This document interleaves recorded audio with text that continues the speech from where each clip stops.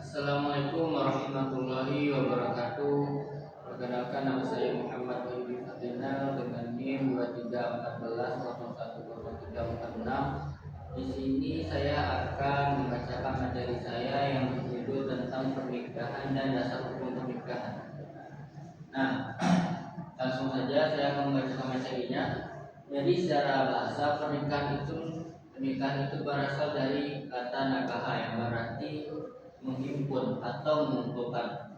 Sedangkan menurut syariat Islam, pernikahan itu adalah akad yang menghalalkan hubungan badan antara laki-laki dan perempuan, bukan mahram dengan menggunakan lafal nikah dan tasbih. Nah, ada pula dasar hukum pernikahan di dalam Islam sumber dari Al-Quran dan Hadis. Salah satu ayat yang menjadi landasan utama adalah firman Allah dalam surah Ar-Rum ayat 21 yang menyatakan bahwa Allah menciptakan pasang-pasangan agar manusia cenderung dan merasa tentram, sakinah kepadanya serta menjadikan di antaranya rasa kasih, yaitu mawaddah dan warahmah. Nah, secara hukum taklif, hukum asal pernikahan adalah sunnah bagi yang telah mampu secara fisik dan finansial. Namun, hukum ini dapat berubah menjadi wajib jika seseorang dikhawatirkan jatuh ke dalam zina apabila tidak menikah.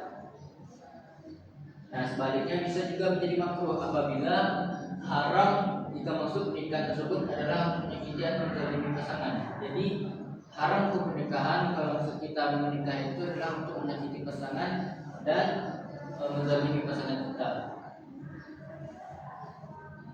Nah, ada pula syarat-syarat dan rukun-rukun pernikahan. Nah, rukun nikah terdiri dari 5, yaitu yang pertama calon mempelai pria, yang kedua calon mempelai wanita, yang ketiga wali nikah, yang keempat 2 orang saksi dan 5 ijab dan kabul. Nah, itu adalah rukun pernikahan. Nah, ada pula hak-hak dan kewajiban suami istri.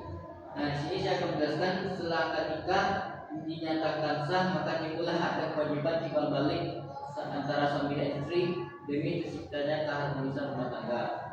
Nah, jadi ada pula kewajiban suami yaitu memenuhi nafkah istri dan nafkah batin. Nah, nafkah istri ada pula seperti pangan, sandang, dan pakan, yaitu keuangan dan rumah dan juga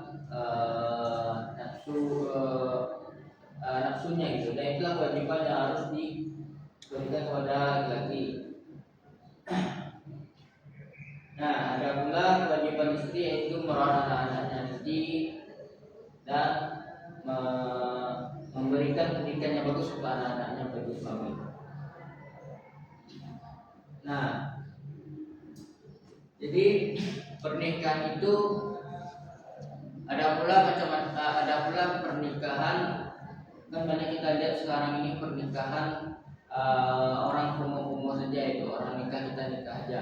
Jadi nikah itu bisa dikategorikan kita nikah dengan kita seperti itu. Tapi kan kebanyakan sekarang orang nikah seperti itu kan akhirnya dari pernikahan itu adalah bercerai gitu. Karena dia belum menanamkan atau mempelajari pernikahan tersebut atau mempelajari fikih-fikih pernikahan. Jadi orang-orang tersebut kurang tahu dan kurang mampu untuk menjalani ibadah pernikahan.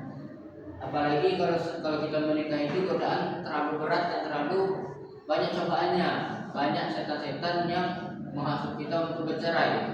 Makanya Nabi menyebutkan ibadah yang paling berat itu, yang paling besar cobaannya adalah pernikahan.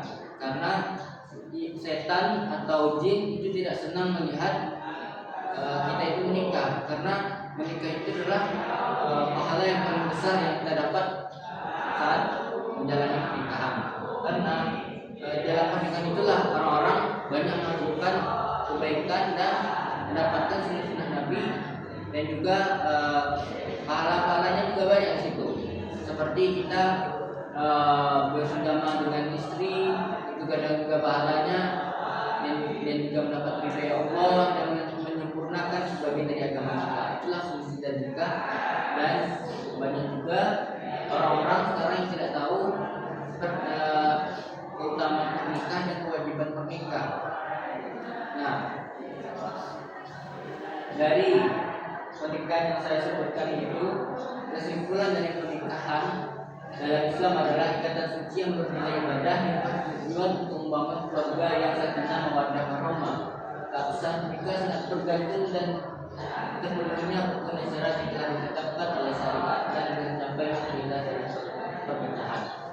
Jadi saran saya kepada pemuda dan calon pengantin yang ingin menikah disarankan untuk membekali diri dengan ilmu agama yang cukup dan khususnya terkait fikih pernikahan sebelum melangkah ke jenjang rumah tangga. Kesiapan mental, spiritual, materi, dan sosial merupakan modal utama dalam mempertahankan keutuhan rumah tangga. Mungkin dari itu saja